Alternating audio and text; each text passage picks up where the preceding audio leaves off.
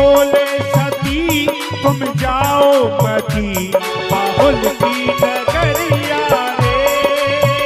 ओ शिव बोले सती तुम जाओ मती बाबुल की नगरिया रे। भोले की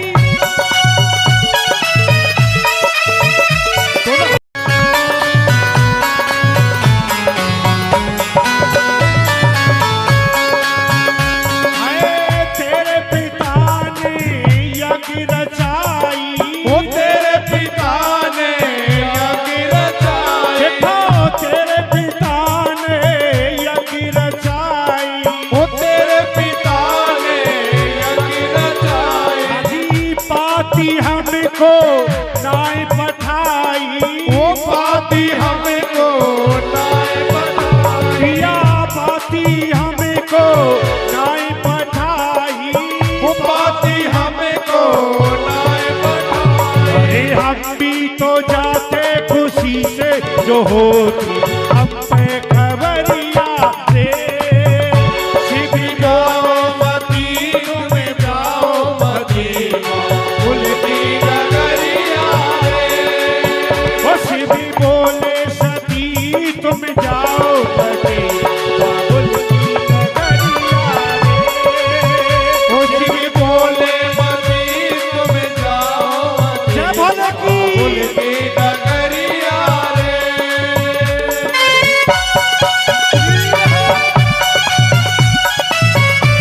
दोनों हाथों से ताली बजाते हुए श्री हो।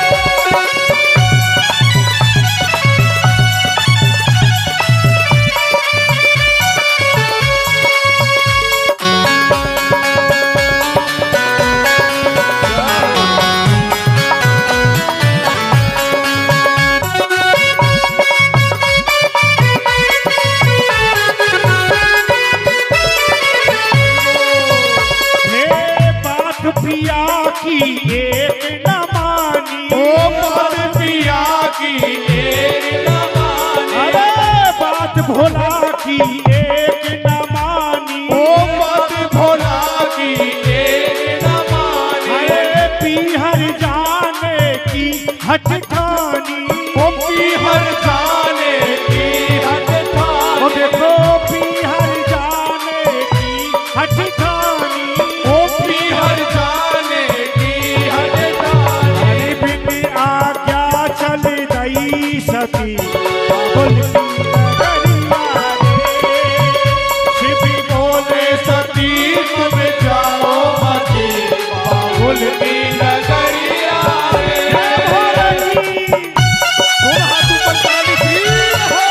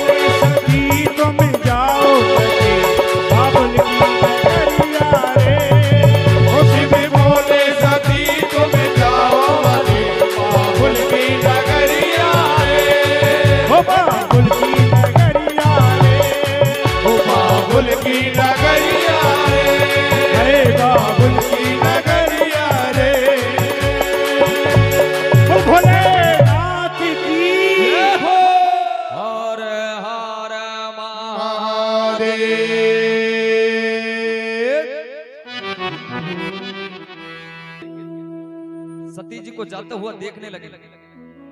थोड़ा सा आंख खोल करके देख लेते, गई क्या?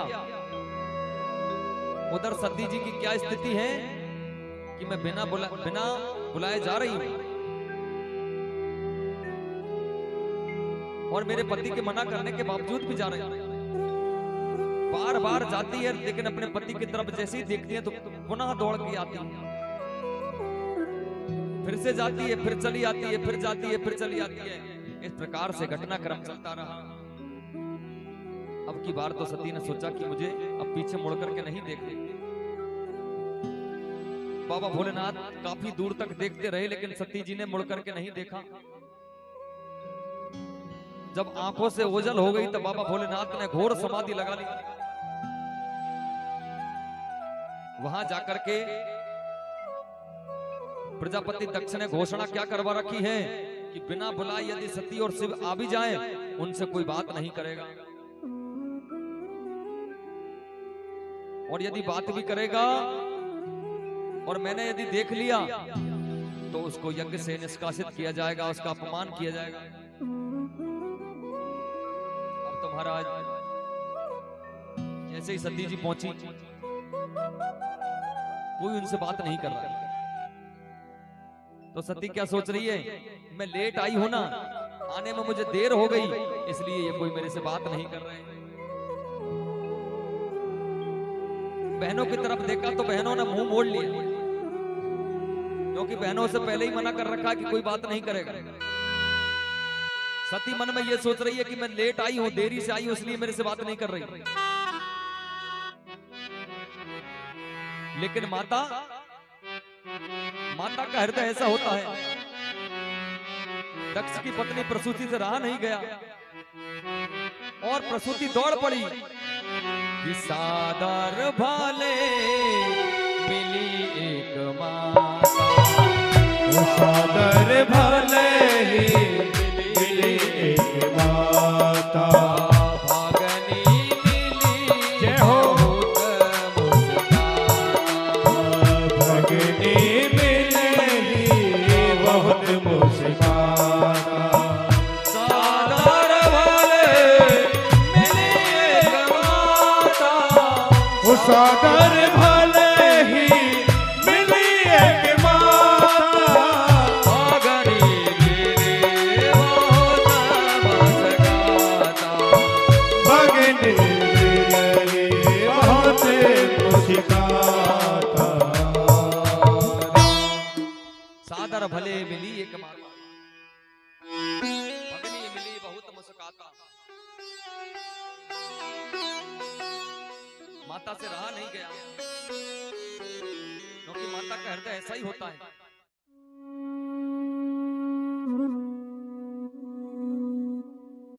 कितना भी कोई रोक लगा लो, लेकिन माता को अपनी बेटी से मिलने में भर लिया। बेटी आने में इतनी देर हो गई। अब तो माता सती ने यज्ञ की परिक्रमा करके यज्ञशाला में प्रवेश किया, तो क्या देखा, सभी देवताओं के स्थान बने हुए, सभी देवता अपने अपने स्थान पर बैठे हुए, लेकिन भोलेनाथ का कोई स्थान नहीं। भोलेनाथ जी की कोई पूजा नहीं, कोई जगह नहीं। अब एक स्त्री सब कुछ सहन कर सकती है, लेकिन अपने पति का अपमान सहन नहीं कर सकती। उसी समय पूछ लिया, पिताजी सब देवताओं का स्थान बना रखा है, लेकिन मेरे पति देवता भोलेनाथ जी का स्थान नहीं है। प्रजापति दक्ष कहने लगा, जाओ मांगने वालों की लाइन में जाकर के खड़ी हो जाओ। इतना घोर अपमान सहन नहीं कर सकी ये सती, और अपने पति भगवान शंकर के चरणार बिंदों का ध्यान करके यज्ञशाला में बैठ गई। तथा स्वभरत सचरणाम्बुजां सबं जगत गुरो चिंतनयति।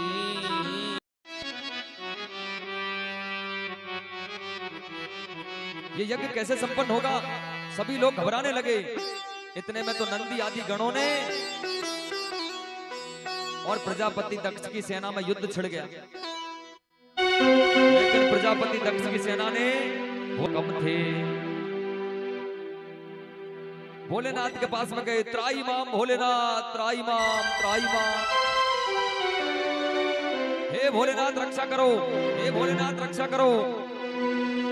उसी समय बाबा भोलेनाथ ने अपनी जटाओं को बिखेर दिया और जटाओं को बिखेर करके एक जटा को उपाड़ करके जैसे ही भूमि पर पटका, उसी समय महाराज वीरभद्र उत्पन्न हो गए। जैसे ही वीरभद्र जी उत्पन्न हुए तो पृथ्वी डोलने लगी, सभी दिशाएं कंपायमान हो गई। वीरभद्र जी ने कहा, पिताजी मेरे लिए क्या है बताओ। बोले जाओ जाकर के और दक्ष की यज्ञशाला को तहस नहस कर दो, यज्ञ को विध्वंस कर दो। अब तो वीरभद्र चला है महाराज, पृथ्वी डोलने लगी, तूफान आने लगा, धूल उड़ने लगी। अब तो प्रजापति दक्ष की यज्ञशाला में बैठे हुए सभी लोग सोचने लगे, सामने से ऐसा लग रहा जैसे कोई तूफान आ रहा, आंधी आ रही है, लेकिन ये समय तो आंधी तूफान का भी नहीं है। इतनी धूल क्यों उड़ रही है, इतने धूल के गुब्बारे क्यों उड़ रहे, क्या हो रहा है ये? देखते ही देखते इतनी देर में तो पलक झपकते से ही वीरभद्र यज्ञशाला के निकट आ गया।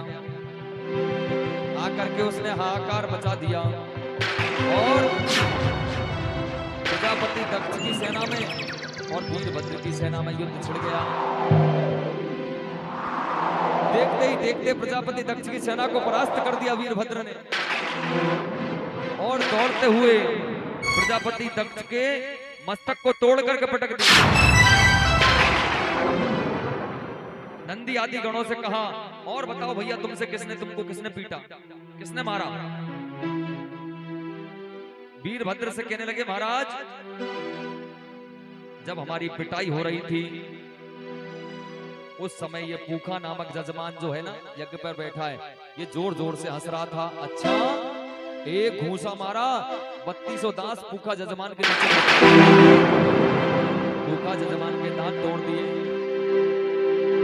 और किसने मारा पीटा? बोले भृगु ऋषि है ना, ये दाढ़ी पर हाथ फेर रहे थे। अच्छा, एक झटके में भृगु ऋषि की दाढ़ी उपाड़ ली।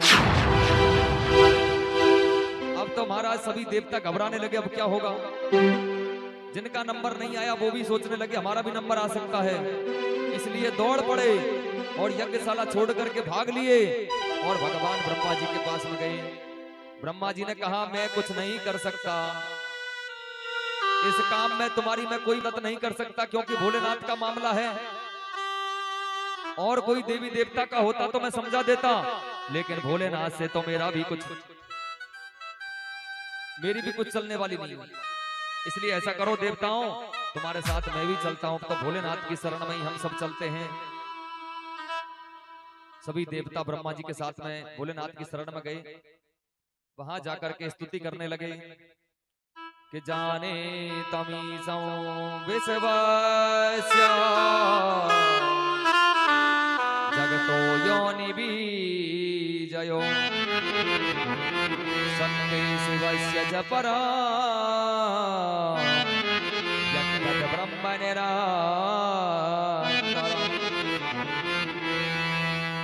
हे देव, आप संपूर्ण जगत के स्वामी हैं और यह सारी प्रकृति आपकी है, ये सारी सृष्टि आपकी है। आप परब्रह्म परमात्मा हैं, हम सब आपकी शरण में आए हैं। आप हमको हमारी पूजा को स्वीकार कीजिए, हम आपकी स्तुति करते हैं। भोलेनाथ जी प्रसन्न हो गए, क्योंकि भोलेनाथ तो भोला भाला है। कोई एक लोटा जल भी चढ़ाता है ना तो भोलेनाथ उससे भी प्रसन्न हो जाते हैं। लेकिन ध्यान देना, हम भोला है, हम भोले हैं तो वो भोला है, और हमारे इधर से भोलापन हटा तो उधर भी फिर भाला ही भाला रह जाता है। इसलिए भोले के लिए भोला है और भाले के लिए भाला है। सुखदेव मुनि वर्णन करने लगे, राजन अब यहाँ पर सुंदर यज्ञ स्तुति गाई है, सभी ने मिलकर के बड़ी सुंदर स्तुति है, यज्ञ स्तुति। आप सभी श्रवण करें उस स्तुति का। कि तुम क्रतुस्तव महाविस्त्वम होता सा स्वयं, तुम ही मंत्र समी दर्भ पात्राणि च, तुम सदा शरद जो दंपति देवता, तुम सदा शरद तो दंपति देवता, अग्निहोत्रम सदा सोम आजम वसु, अग्निहोत्रम सदा सोम आजम वसु, तुम रागम रसाया महासुख प्रजया पदम प्रजया पदनि कारुणेन्द्रो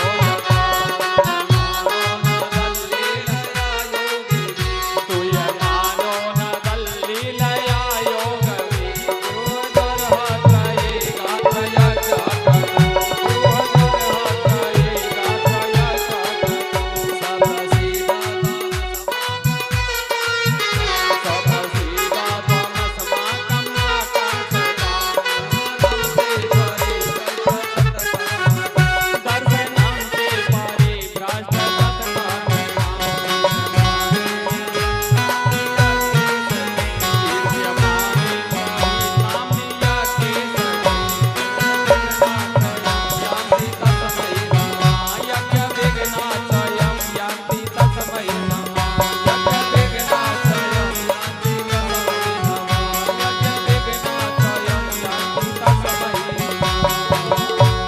हे यज्ञेश्वर, जो लोग आपके नाम का संकीर्तन करते हैं तब यज्ञ के सारे विघ्न दूर हो जाते हैं।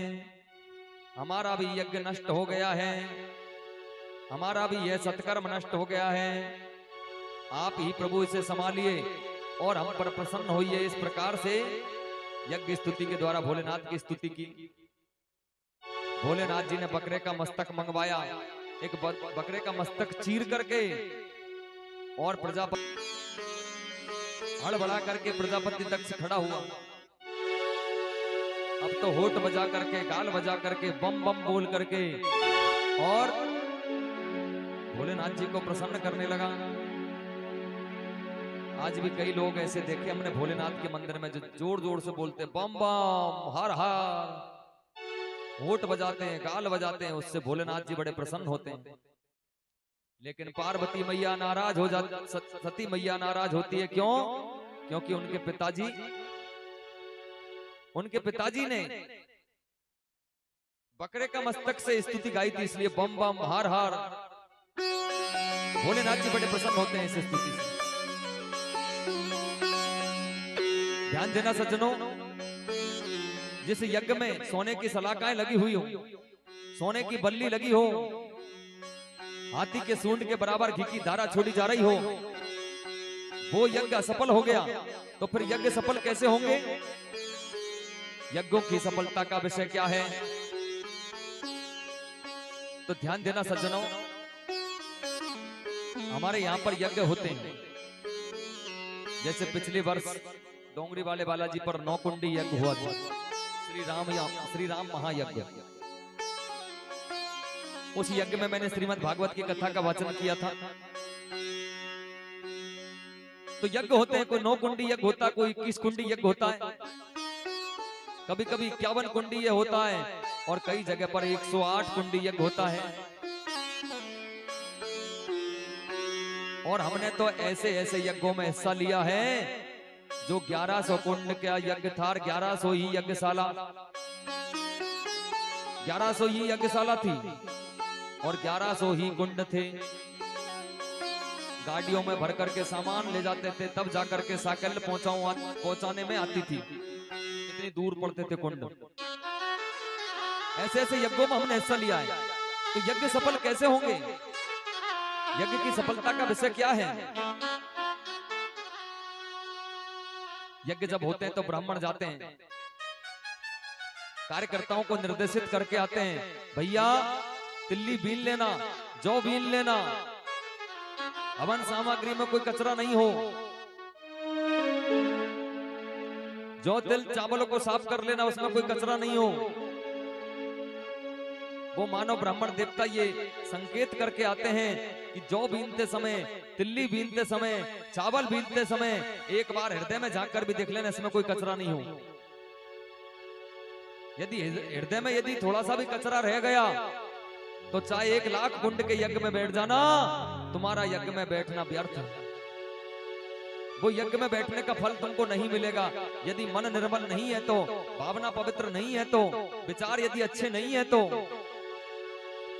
अब प्रजापति दक्ष की तरह यदि करोगे कि मेरा अपमान कर दिया, मैं भी यज्ञ करवाऊंगा, मेरा सम्मान नहीं हुआ, मैं भी ये काम करवाऊंगा, उसको नीचा दिखाने के लिए मैं ऐसा काम करूंगा, ऐसा मन में यदि भाव होता है, ऐसे यज्ञ, ऐसे कार्यक्रम कभी सफल नहीं होते हैं। इसलिए कार्यक्रम सफलता का विषय यही है, मन की निर्मलता, विचारों की पवित्रता और भावों की शुद्धता। 5 आहुति अपने चूल्हे में से अग्नि निकाल करके उस पर ही दे लेना। ओम प्राणाय स्वाहा, ओम अपानाय स्वाहा, ओम उदानाय स्वाहा, ओम समानाय स्वाहा। मात्र 5 आहुति दे लेना घर पर ही, तुम्हारा यज्ञ सफल हो जाएगा। विदुर की पत्नी सुलभा ने झूठे केले के छिलकों की आहुति दी भगवान के मुख में। विदुर की पत्नी सुलभा का यज्ञ सफल हो गया। सबरी भीलनी ने झूठे बेरों की आहुति दी भगवान के मुख में। सबरी भीलनी का यज्ञ सफल हो गया। भक्त सुदामा ने कच्चे चावलों की आहुति दी भगवान के मुख में। सुदामा का यज्ञ सफल हो गया। और प्रजापति दक्ष का इतना बड़ा यज्ञ था, वो यज्ञ असफल हो गया। तो यज्ञ सफल तभी होंगे मन की निर्मलता, विचारों की पवित्रता, भावों की शुद्धता। यदि ये तीनों चीज किसी के व्यक्ति के अंदर है तो मात्र 5 आहुति देने से यज्ञ सफल हो जाता है। अन्यथा तुम 9 कुंडी क्या 1 लाख कुंडी यज्ञ कर लेना, यज्ञ कभी सफल नहीं होगा। यदि भावना पवित्र नहीं है तो, विचार यदि अच्छे नहीं है तो, उद्देश्य यदि अच्छा नहीं है तो। अब कथा का हम विश्राम करेंगे। मध्याह्न का समय हो चुका, 2 बज चुके हैं।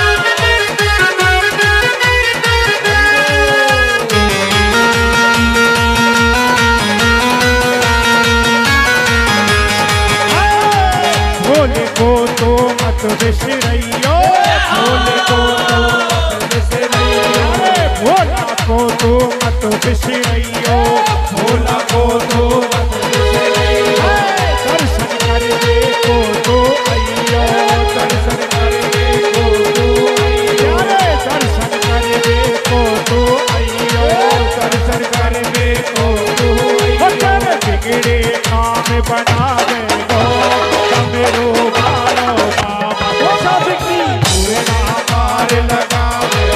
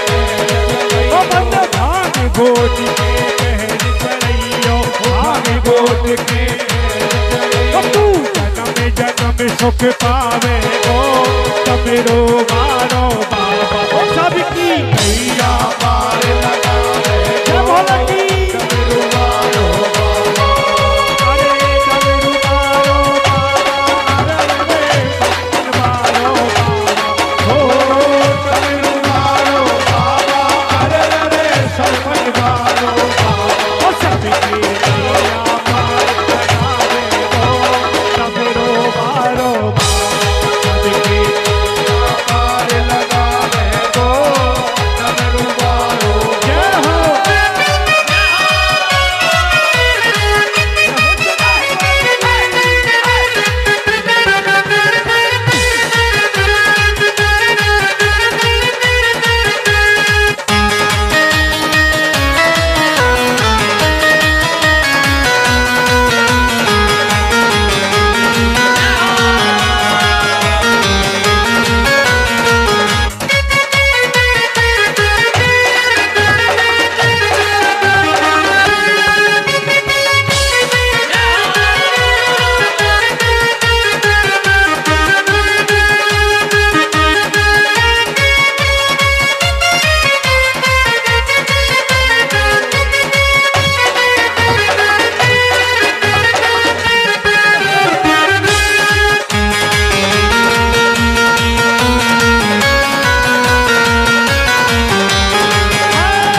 निर्मल है भोले की काया निर्मल है भोले प्यारे निर्मल है भोला की काया निर्मल है भोला की जाकी पार न कोई पाया जाकी पार कोई नहीं पाया प्यारे जाकी पार न कोई पाया जाकी पार कोई नहीं हो चलो तेरा पार लगावे गो तमरो मारो बाबा भैया पार लगावे गो डमरू वालो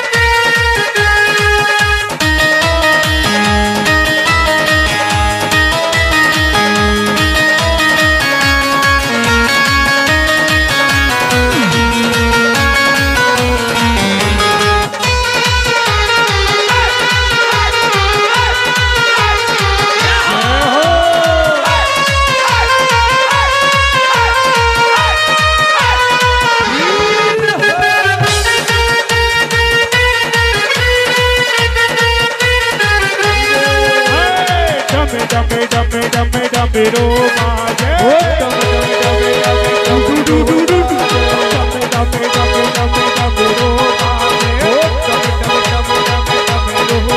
हर जाके सीज पे चढ़ बैराजे जाके शीश पे छत्र मेरा हर जाके सीज पे चढ़ बैराजे जाके शीश पे छत्र मेरा तेरे धन भंडार भरावे गो तमरो मारो बाबा नैया पार लगावे गो भलकी डमरू वालो अरे डमरू मारो बाबा भेड़ा डमरू मारो बाबा हे डमरू वालो बाबा रे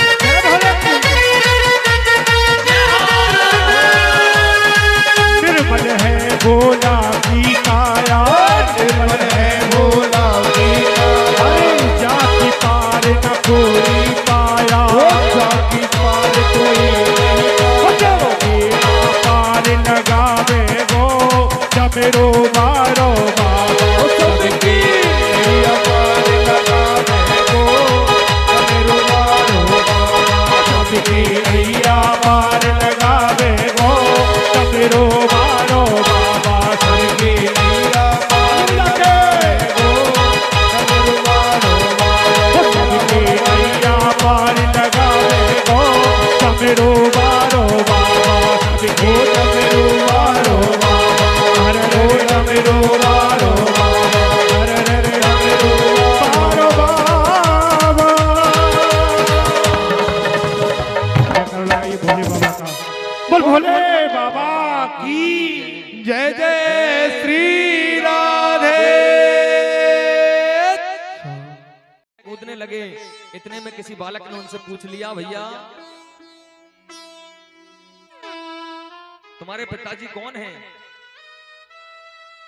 ध्रुव जी कहने लगे, भैया तुमको नहीं पता, मेरे पिता यहाँ के राजा हैं, महाराज उत्तानुपात।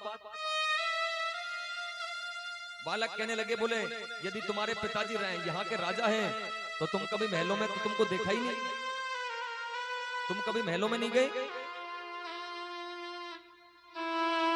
नहीं नहीं, मैं महलों में भी जाता हूं। अब तो वस्त्र धूली दूषित हो रहे थे और ध्रुव जी महाराज खेलते हुए सायंकाल के समय में महलों की ओर चले गए। वहां जाकर के देखा तो बड़ा भाई उत्तम पिताजी की गोदी में बैठा हुआ है। परमात्मा की गोदी में बैठना पड़ेगा, तब जाकर के तुम इस पिता की गोदी में बैठने के अधिकारी बनोगे। ध्रुव जी महाराज रोते हुए बिलखते हुए अपनी माता के पास में नीचे आ गया। माता सुनीति से कहने लगे, मैया क्या सुरुचि मैया मेरी माता नहीं है? हाँ बेटा तेरी माता है। क्या महाराज उत्तानुपात मेरे पिता नहीं है? हाँ बेटा वो भी तेरे पिता, लेकिन बात तो बता क्या हुआ? अरे मैया क्या बताऊं, आज मैं खेलता हुआ महलों में चला गया। भैया उत्तम पिताजी की गोदी में बैठे हुए थे, मैं भी उनकी गोदी में बैठने लगा तो सुरुचि मैया ने मेरा हाथ पकड़ करके कहा कि पहले तुमको मेरी कोख से जन्म लेना पड़ेगा,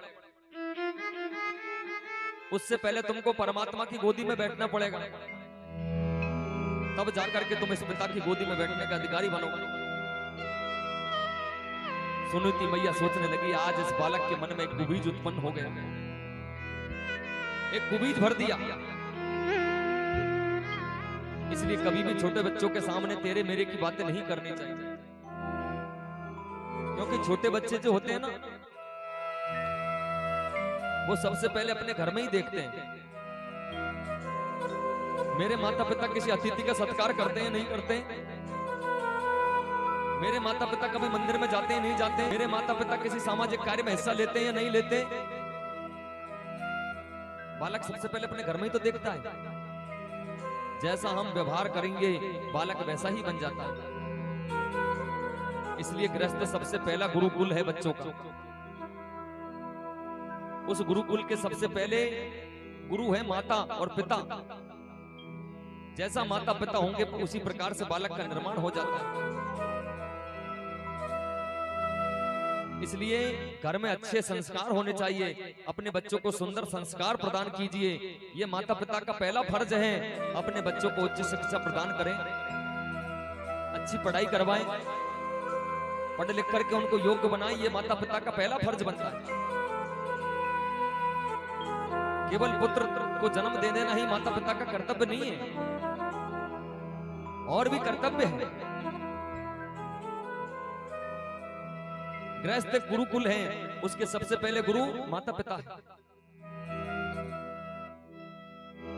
बड़े ध्यान से समझना, घर के संस्कारों का इतना बड़ा फर्क पड़ता है, इतना प्रभाव पड़ता है। बड़ी सुंदर कथा है। एक छोटे से दत्त परिवार का लड़का नरेंद्र, उसके मन में इच्छा जागी कि मेरे माता पिता प्रातः काल से लेकर के रात्रि पर्यंत तक भगवान का भजन करते हैं,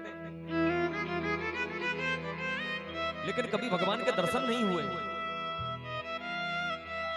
छोटे से दत्त परिवार का लड़का नरेंद्र घर से निकल गया और अनेक महात्माओं से जाकर के पूछा, बाबा तुमने भगवान को देखा? नहीं देखा बेटा।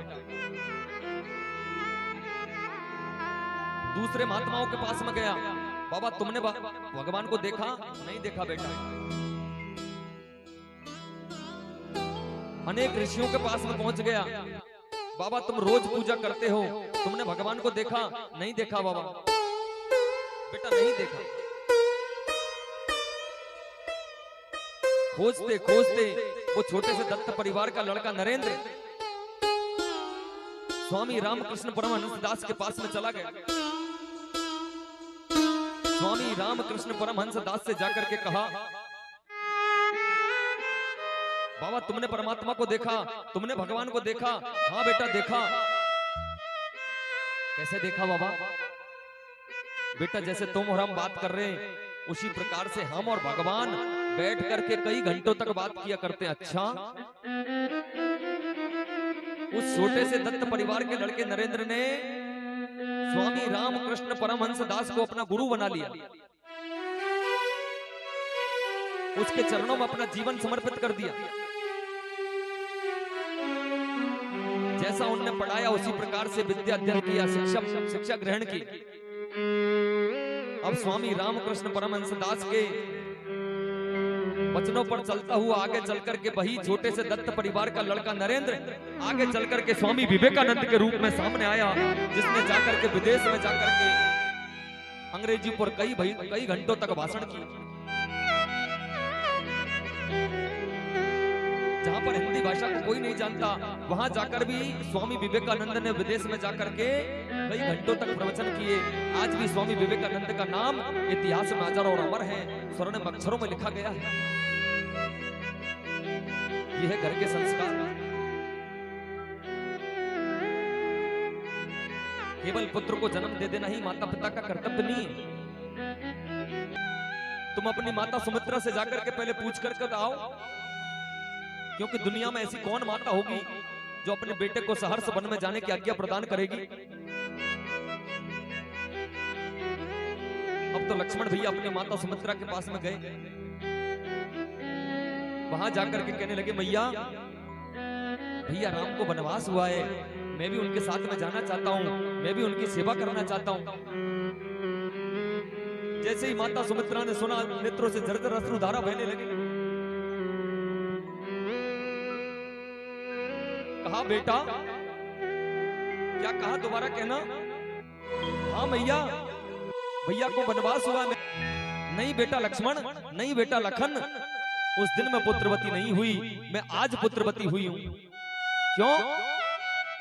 रामचरितमानस में लिखा हुआ कि पुत्रवती जुबती जग सोई, पुत्रवती जुबती जग सोई, रघुपति भगत दास सुत होई, रघुपति भगत तात सुत होई, पुत्रवती जुबती जग सोई, पुत्रवती जुबती जग सोई,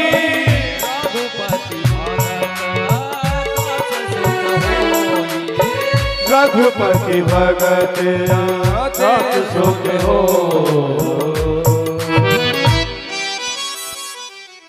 पुत्रवती जुबती जग सोई, रघुपति भगत तास सुत होई। वही स्त्री पुत्रवती कहलाने के योग्य है जिसका बेटा भगवान का भगत है, प्रभु श्री राम का भगत है, भगवान कृष्ण का भगत है। जिस स्त्री का पुत्र भगवान नारायण का भगत है ना, वही स्त्री पुत्रवती कहलाने के योग्य है। अन्यथा 100 पुत्र हो जाने के पश्चात भी स्त्री को वांझ कहा। कहने लगी, बेटा जाओ बेटा, खूब जाओ, जाकर के उनकी खूब सेवा करना, मैं तुमको रोकूंगी नहीं।